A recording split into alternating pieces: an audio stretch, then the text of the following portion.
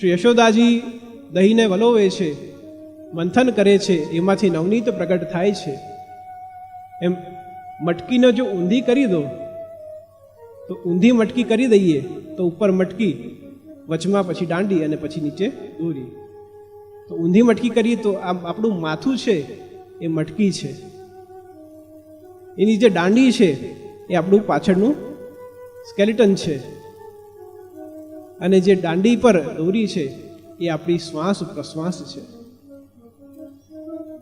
જેમ દધીનું મંથન યશોદાજી કરે છે એમ આ શ્વાસ પ્રશ્વાસની ગતિથી આપણે આપણા મનનું મંથન કરીએ છીએ. જેમ મટકીમાં મંથન કરીને નવનીત પ્રગટ થાય છે, એમ જ્યારે આ શરીર રૂપી મનમાં જ્યારે સત્સંગ રૂપી મંથન થાય છે, સેવા રૂપી મંથન થાય છે, ત્યારે એ નવનીતને ગ્રહણ કરવા માટે પ્રભુ સ્વયં પધારે છે.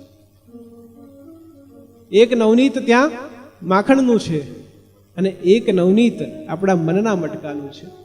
અને એ મનના મટકામાં જેટલું મંથન થશે અને એમાંથી જેટલું નવનીત પ્રાપ્ત થશે, એ નવનીતને અરોગવા માટે કૃષ્ણ સ્વયં પધારશે.